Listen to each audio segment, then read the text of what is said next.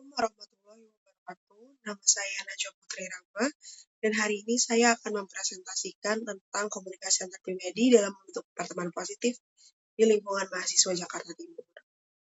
Nah, penelitian ini terdiri dari 5 bab, kemudian di bab pertama itu ada pendahuluan. Yang pertama adalah latar belakang. Pertemanan adalah salah satu faktor pendukung yang dapat mempengaruhi seseorang dalam melakukan proses belajar dan mengerjakan tugas. Pertemanan positif dapat membawa seseorang menjadi lebih baik, serta membawa impact yang baik bagi dirinya dan juga orang di sekitarnya. Untuk membangun persahabatan yang positif, komunikasi antar pribadi merupakan salah satu faktor yang dipercayai memiliki kontribusi besar dalam pembentukan pertemanan yang positif. Komunikasi antar pribadi merupakan bentuk dari interaksi secara langsung antara individu satu dengan individu lainnya yang memiliki potensi besar untuk memiliki ikatan interpersonal yang kuat dan mendukung. Dengan adanya komunikasi antar pribadi, maka seseorang dengan sadar mengetahui bahwa hubungan memerlukan suatu usaha untuk menjadi hubungan yang baik, di mana interaksi-interaksi tersebut dapat memuaskan kedua belah pihak tanpa adanya konflik yang mendalam.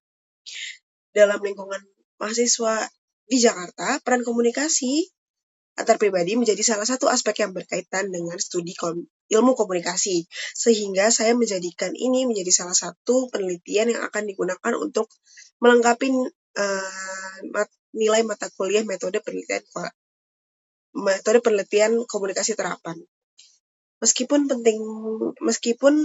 pentingnya peran komunikasi antar pribadi dalam pembentukan pertemanan diketahui secara umum, masih terdapat kebutuhan untuk mengeksploitasi secara lebih mendalam bagaimana komunikasi pribadi secara spesifik dapat mempengaruhi pembentukan pertemanan di kalangan mahasiswa. Budiatna dalam salah satu bukunya yang berjudul Komunikasi Antar Pribadi mengatakan bahwa ada tiga jenis bentuk hubungan dalam komunikasi antar pribadi. Yang pertama adalah kenalan, kemudian menjadi teman, dan yang terakhir adalah fase sahabat kental atau teman akrab. Pada penelitian ini, keterkaitan komunikasi pribadi terhadap hubungan baik di lingkungan maupun pendidikan akan berfokus pada 3 bentuk hubungan. Yang pertama itu adalah kenalan. Kenalan adalah salah satu momen di mana kita mengetahui seseorang melalui namanya dan berbicara, namun hanya jika ada kesempatan untuk berinteraksi dalam situasi yang masih terbatas. Contohnya saat melakukan kegiatan dari kampus, di mana kita akan melakukan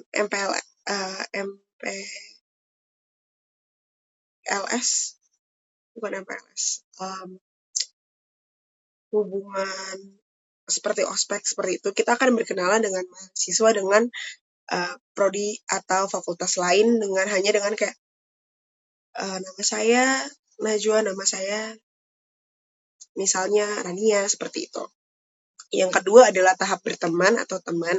Tahapan ini adalah momen ketika kita memilih untuk mengadakan hubungan yang lebih private atau pribadi kepada seseorang yang sebelumnya kita kenal secara sukarela pula.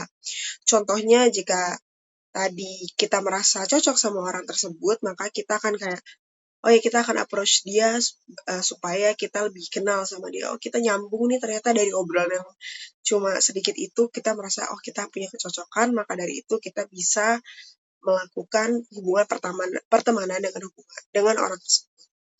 Yang ketiga itu adalah sahabat kental. Nah, kemudian setelah berkenalan dan menjadi teman, maka kita bisa melanjutkan hubungan tersebut kepada jenjang yang lebih tinggi, yaitu sahabat.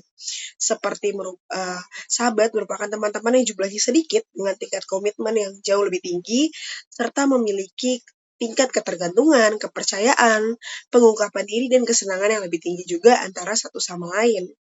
Namun, menurut salah satu ahli, perempuan dan laki-laki memiliki perbedaan dalam mengartikan persahabatan. Laki-laki cenderung mengartikan sahabat kepada orang yang bergantung pada dirinya untuk menolong orang tersebut dari kesulitan, sehingga dapat melaksanakan kegiatan bersama yang menyenangkan. Sedangkan perempuan lebih merasakan persahabatan seperti saling bertukar cerita, pikiran, sifat terbuka, dan mengedepankan sifat kebersamaan atau cinta dan rasa sayang. Nah, penelitian ini juga bertujuan untuk menggali lebih dalam tentang peran komunikasi antar pribadi dalam membentuk pertemanan ke arah yang lebih positif di lingkungan mahasiswa di Jakarta, terutama di Jakarta Timur. Dengan memahami faktor-faktor tersebut, proses pembentukan pertemanan dan pengaruh komunikasi pribadi dalam pertemanan. Yang selanjutnya ada fokus penelitian. Nah, fokus penelitian di sini adalah bagaimana peran komunikasi antar pribadi dalam membentuk pertemanan yang positif di lingkungan mahasiswa di Jakarta, terutama di Jakarta Timur. Kemudian tujuannya adalah untuk mengetahui peran komunikasi antar pribadi dalam membentuk suatu pertemanan yang positif di lingkungan mahasiswa di Jakarta. Nah, manfaat penelitiannya ini ada terdiri dari 2 manfaat. Yang pertama ada akademis. Di manfaat akademis, penelitian ini diharapkan dapat bermanfaat dalam perkembangan komunikasi antar pribadi, terutama dalam aspek pendidikan. Yang kedua, hasil dari penelitian ini diharapkan dapat melengkapi kekurangan-kekurangan dari penelitian sebelumnya mengenai komunikasi antar pribadi.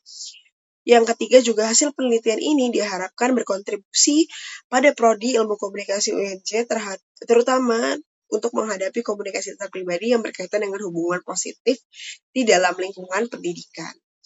Yang kedua ada manfaat praktis, di mana hasil penelitian ini diharapkan dapat menambah wawasan peneliti mengenai peran komunikasi antar pribadi. Yang kedua, hasil penelitian ini diharapkan dapat menambah wawasan bagi pihak lain yang membaca penelitian ini. Bab selanjutnya adalah landasan teori. Konsep yang pertama adalah konsep penelitian. Konsep utama dalam penelitian ini adalah bagaimana suatu hubungan persahabatan yang positif berkembang dan berkesinambungan secara terus-menerus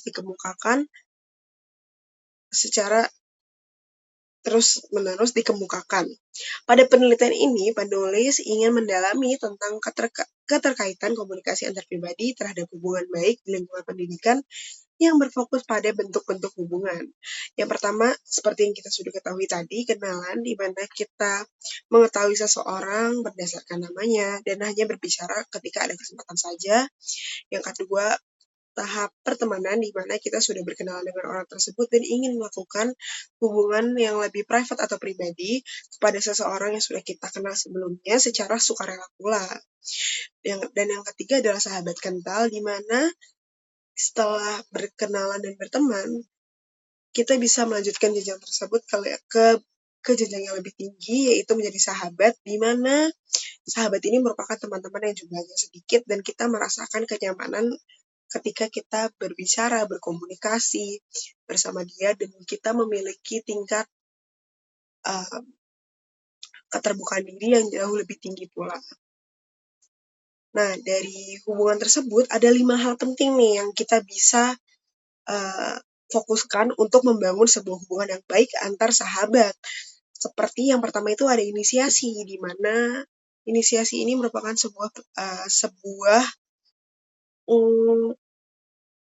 sifat yang dimana jika kita melakukan inisiasi, maka kedua pihak akan saling berinteraksi dan interaksinya akan memuaskan.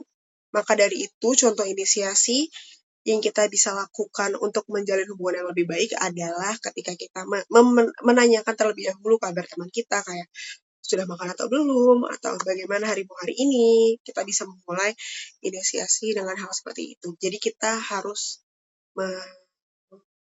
memulai percakapan atau berinisiatif untuk mempertanyakan sesuatu kepada teman kita. Yang kedua itu ada responsif, di mana ketika salah satu teman kita sedang bercerita atau menceritakan sesuatu, maka kita harus mendengarkan, dan setelah dia bercerita kita harus merespon pembicaraan tersebut sehingga kedua belah pihak merasa saling dihargai ketika sedang berbicara. Jadi responsif ini nggak cuma datang di satu arah doang, nggak cuma datang dari yang dengar doang, nggak cuma datang dari yang ngomong doang, tapi responsif adalah ketika kedua orang berkomunikasi dan komunikasinya saling nyambung. Terus yang ketiga itu ada self disclosure atau pembukaan diri. Nah, pembukaan diri ini di mana kedua belah pihak mengungkapkan perasaan pribadinya kepada satu sama lain secara lebih terbuka dan bisa menerima pengungkapan diri tersebut. Yang keempat ada dukungan emosional, di mana kedua pihak dapat merasakan kenyamanan serta support emosional dari satu sama lain ketika mereka sudah membuka dirinya. Jadi nggak cuma serta-merta cuma membuka diri aja, tapi kita juga harus memberikan dukungan emosional. Jika teman kita sedang merasa bersedih, kita harus berempati dan uh, menemaninya seperti itu. Dan yang terakhir ada pengelolaan konflik. Nah, konflik ini nggak cuma terjadi di dalam percintaan, namun juga bisa terjadi dalam pertemanan. Nah, pengelolaan konflik ini merupakan saat dimana kedua orang yang sedang mengalami konflik harus saling mengerti, dan di saat ada masalah mereka juga tetap harus berkomunikasi sehingga mengurangi prasangka buruk satu sama lain, sehingga mereka dapat mengelola konflik secara kompeten dan dapat mempererat persahabatannya jika konfliknya berakhir. Nah, berikut ini ada review literatur. Yang pertama itu ada pola komunikasi antar pribadi pada anak panti asuhan. Nah, ini yang menulis tersebut, nama penelitinya adalah Teresia Rosario.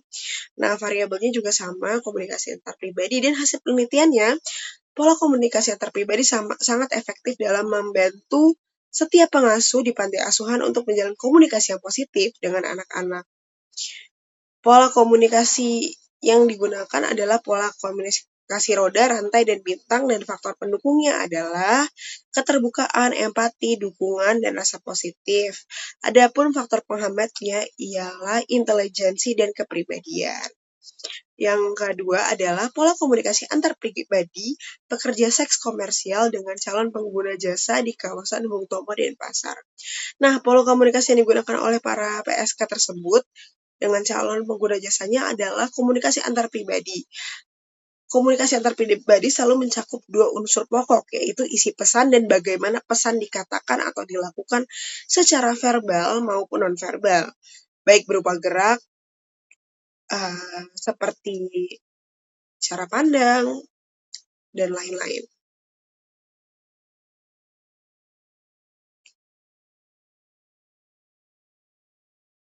Kemudian, yang ketiga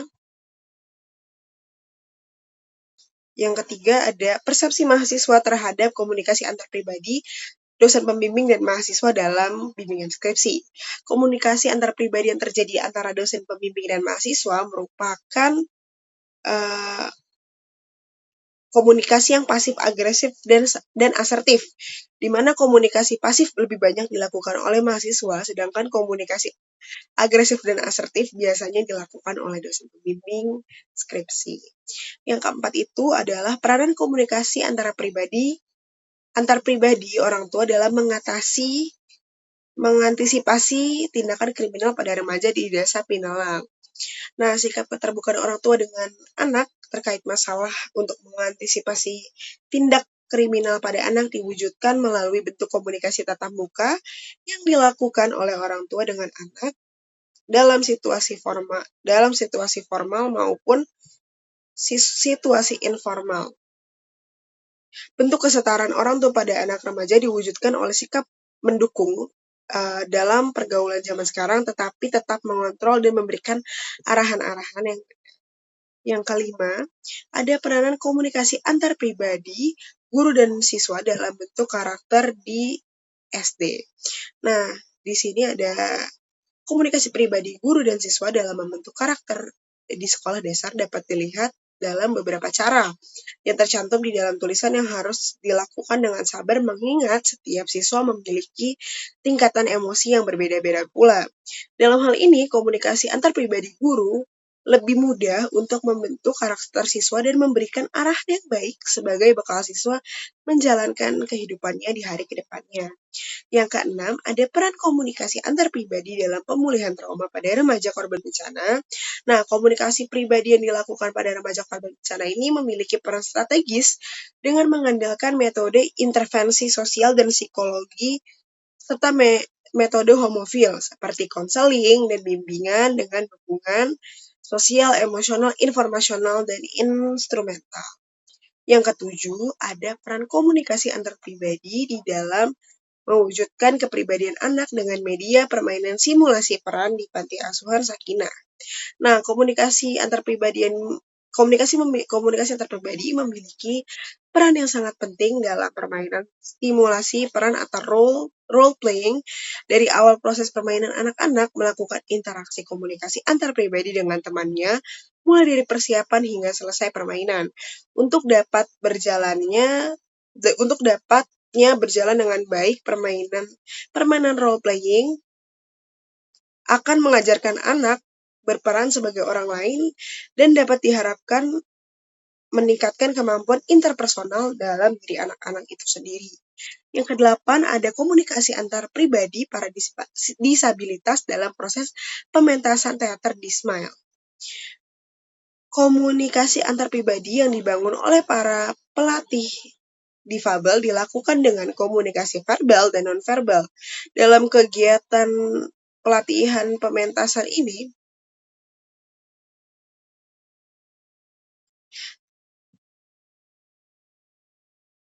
penyampaian pesan serta pelatih melatih kepercayaan diri dan memberikan motivasi bagi setiap manusia dan mengikatkan perasaan pelatih dengan para difabel.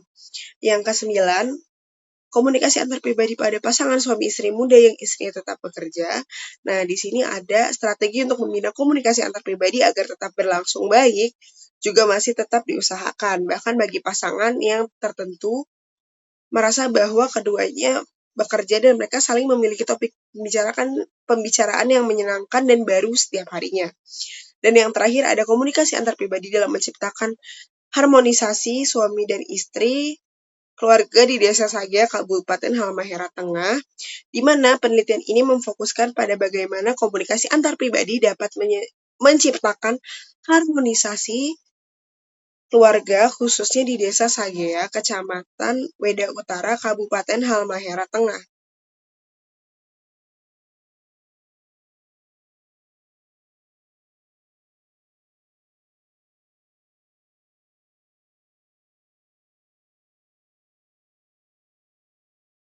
Menggunakan teori komunikasi antar pribadi, penelitian ini bermetode kualitatif dengan teknik pengumpulan data wawancara. Hasil penelitian ini menunjukkan bahwa upaya-upaya yang dilakukan suami istri dalam menciptakan harmonisasi keluarga melibatkan sikap keterbukaan, dukungan, pengertian, dan kepercayaan. Namun, hambatan-hambatan seperti emosi, ketakutan, kecemasan, dan akan mempengaruhi kemampuan pasangan untuk berkomunikasi secara efektif dalam menciptakan harmonisasi keluarga yang dipengaruhi oleh situasi dan kondisi yang juga berbeda-beda.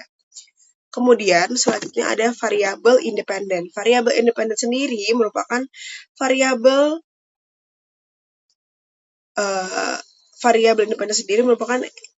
yang berdiri sendiri tanpa adanya kebergantungan dengan variabel yang lainnya.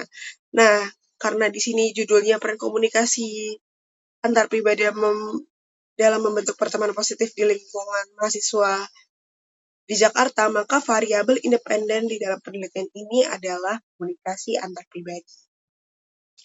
Selanjutnya di bab 3 ada metode penelitian. Yang pertama itu ada paradigma. Paradigma yang digunakan dalam penelitian kualitatif ini merupakan paradigma post-positivism di mana dasarnya diketahui bahwa klaim dari pengetahuan harus ditetapkan dalam dunia saat ini atau yang terjadi sebenarnya dalam perspektif kelas, ras, gender, dan afiliasi kelompok lainnya. Paradigma ini saya pilih untuk melakukan penelitian karena paradigma post-positivism mengatasi keterbatasan dan keterkaitan paradigma post-positivism. Selain itu, paradigma post-positivism juga cocok digunakan dalam penelitian kualitatif, di mana dapat digunakan untuk menganalisis hasil wawancara, teks, dan memungkinkan bagi saya untuk memahami fenomena sosial yang sedang diteliti. Paradigma post-positivisme yang saya gunakan untuk meneliti tingkah laku individu, terutama komunikasi antar pribadi dari satu orang ke orang lainnya, dalam membentuk hubungan baru seperti pertemanan seperti berkenalan dengan orang baru, pertemanan, dan sahabat. Dengan demikian, saya dapat menyimpulkan bahwa peranan komunikasi antar pribadi dapat membangun suatu hubungan yang baik di pertemanan lingkungan mahasiswa di Jakarta Timur. Selanjutnya ada pendekatan penelitian. Pendekatan penelitian dari penelitian yang berjudul Komunikasi Antar Pribadi dalam Pembentukan Pertemanan Positif di Jakarta, seperti sudah disebut dalam judul, yaitu pendekatan kualitatif dengan metode deskriptif, di mana kita akan menganalisis pembicaraan atau teks yang sudah dikumpulkan, kemudian akan ditarik kesimpulan sehingga fenomena tersebut akan dideskripsikan dalam penelitian ini. Di dalam penelitian ini, saya juga mengumpulkan para mahasiswa di Jakarta untuk saya tanyakan pengalaman mereka tentang komunikasi antar pribadi, terutama dalam membangun hubungan yang positif dalam pertemanan. Selanjutnya ada metode penelitian. Metode penelitian yang digunakan dalam penelitian ini adalah metode penelitian kualitatif, di mana peneliti dapat meneliti lebih sedikit orang, tapi akan memperdalam hasilnya, kemudian akan dimasukkan ke dalam penelitian ini. Dalam penelitian ini, metode penelitian yang kita pakai adalah kualitatif, yang bersifat eksploratif dan tidak terstruktur, dan biasanya melibatkan sampel kecil. Metode umum yang digunakan dalam penelitian kualitatif meliputi kelompok fokus, asosiasi kata, dan wawancara mendalam.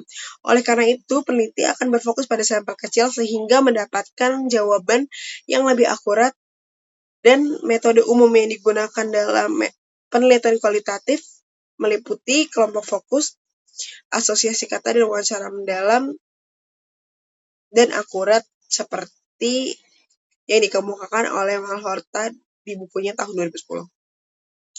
Kemudian ada teknik penarikan informan, di mana populasi merupakan seluruh objek yang dikaitkan dengan sebuah sifat yang dapat diukur atau diamati. Ada dua jenis populasi, yaitu infinite, populasi yang tidak terbatas, dan populasi finitif yang tertentu dan terbatas. Dalam penelitian ini, peneliti saya memilih untuk menggunakan populasi finitif agar memudahkan proses pengambilan sampel. Proses yaitu mahasiswa di Jakarta Timur dengan batasan Kelurahan Pondok Kelapa, dengan batasan mahasiswa yang tinggal di Kelurahan Pondok Kelapa. Selanjutnya ada metode pengumpulan data kualitatif, di mana pengumpulan data ini ada 4, yaitu observasi, interview, dokumen, dan yang terakhir ada audiovisual material. Dari keempat pengumpulan data tersebut, saya melakukan interview secara mendalam sehingga saya dapat mendapatkan jawaban yang lebih detail, lebih fokus kepada satu jawaban dari beberapa pihak. Namun metode pengumpulan ini bisa saja bertambah melalui kuesioner maupun yang dapat diisi oleh para sampel, kemudian melengkapi data-data yang saya butuhkan.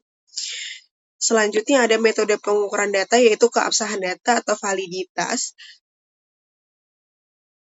didasarkan oleh apakah temuan tersebut dari sudut pandang peneliti, partisipan, atau pembaca. Perbedaan validitas dan reliabilitas dalam metode penelitian kuantitatif menunjukkan pendekatan penelitian konsisten di berbagai prosedur penelitian di antara proyek yang berbeda-beda.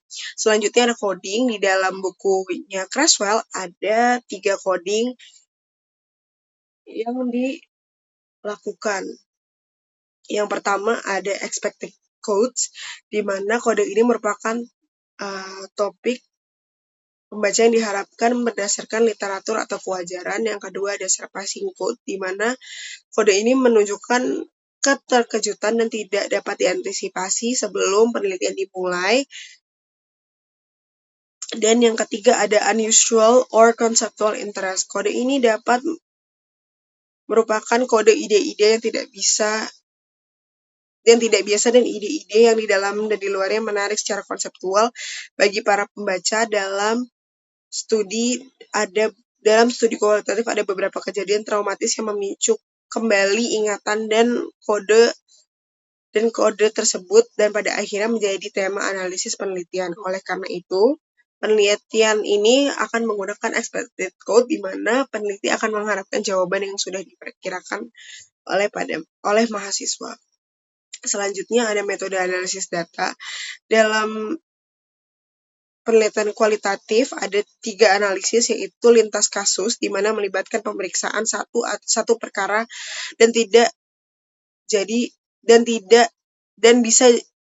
bisa jadi baik analisis berorientasi variabel maupun berorientasi pada kasus. Yang kedua ada berorientasi pada variabel, yaitu menjelaskan analisis berdasarkan satu variabel tertentu. Dan yang ketiga,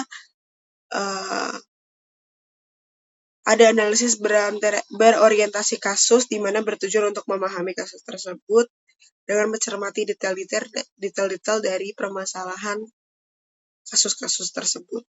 Pada penelitian ini, peneliti menggunakan analisis berorientasi variabel, di mana menggunakan variabel independen, yaitu berkaitan dengan komunikasi antar pribadi.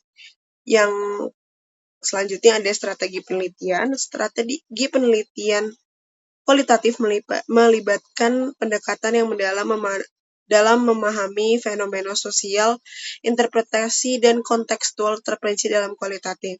Strategi penelitian kualitatif dilakukan dalam penelitian ini naratif, di mana teks atau pendapat atau cerita seseorang digunakan untuk menyelidiki suatu permasalahan dan berfokus pada satu cerita yang disampaikan oleh individu. Kemudian cerita tersebut akan dikumpulkan dan diurutkan secara kronologis menggunakan tahapan perjalanan seseorang untuk menarik kesimpulan dari pengalaman tersebut, kemudian akan dijadikan hasil penelitian. Selanjutnya ada keterbatasan dan kelemahan penelitian. Keterbatasan penelitian ini adalah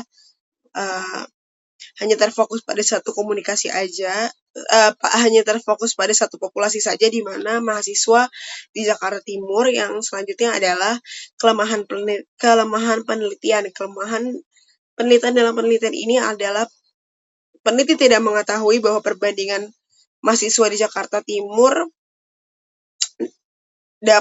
apakah layak dan dapat digunakan sebagai opsi untuk memenuhi kebutuhan informasi, terutama di bidang komunikasi. Selanjutnya, penelitian ini memiliki kelemahan sampel yang hanya diambil sedikit dan belum tentu mencerminkan mayoritas dari mahasiswa-mahasiswa lain. Selanjutnya ada bab 4, hasil dan penelitian. Penelitian ini dilakukan untuk mengetahui apa saja yang dilakukan oleh mahasiswa berusia 18-24 tahun dalam menjalin hubungan komunikasi antar pribadi. Pada umumnya, remaja tersebut membuat lingkaran pertemanan berdasarkan kenyamanan mereka dalam melakukan komunikasi. Penelitian ini berkaitan dengan komunikasi antar pribadi, di mana kita ketahui komunikasi pribadi adalah salah satu aspek penting bagi manusia dalam bertukar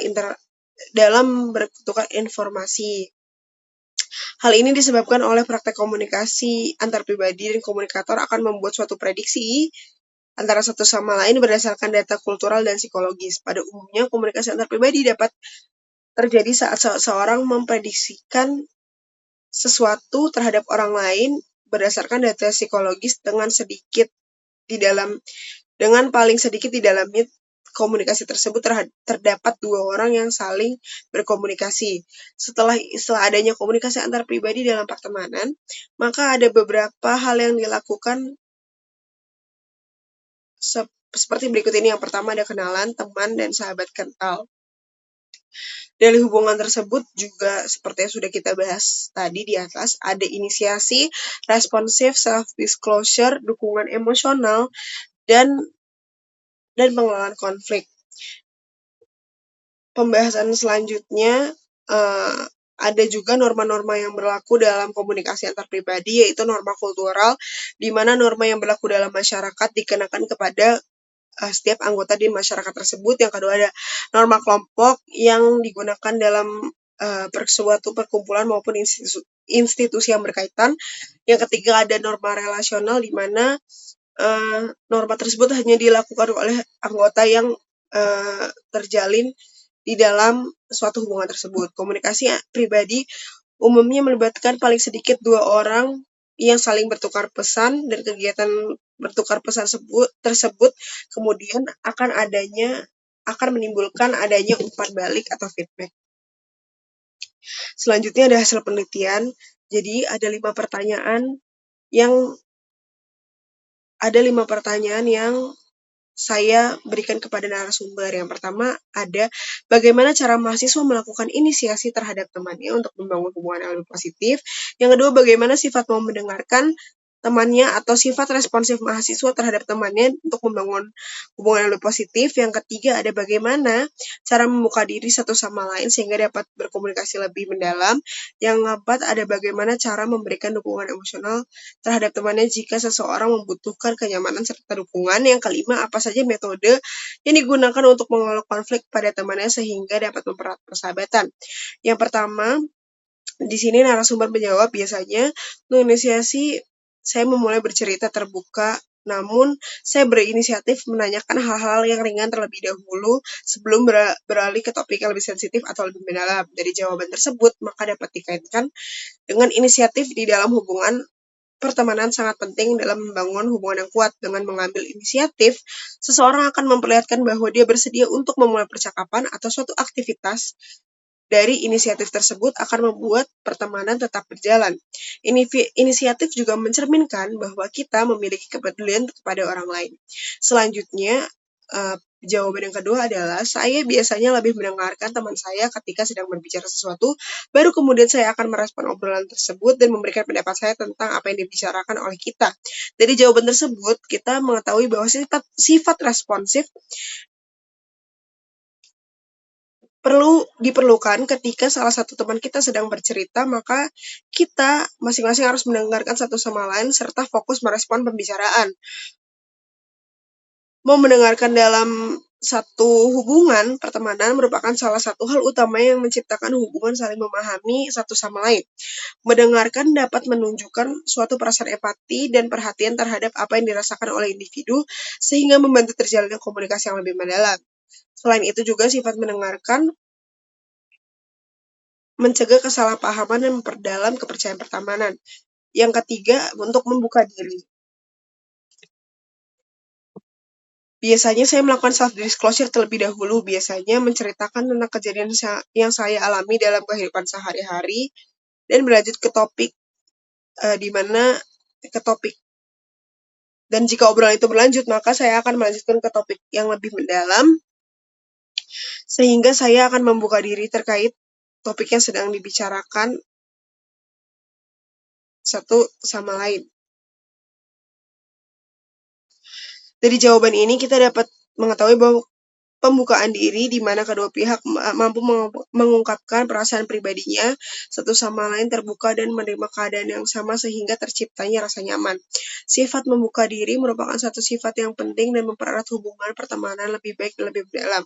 Karena ini jika seseorang berpikiran dan perasaan kepada temannya akan mendorong teman lainnya untuk melakukan hal yang sama, sehingga membuka diri satu sama lain dapat meningkatkan pemahaman terhadap perasaan pertemanan dan mengurangi prasangka dalam pertemanan.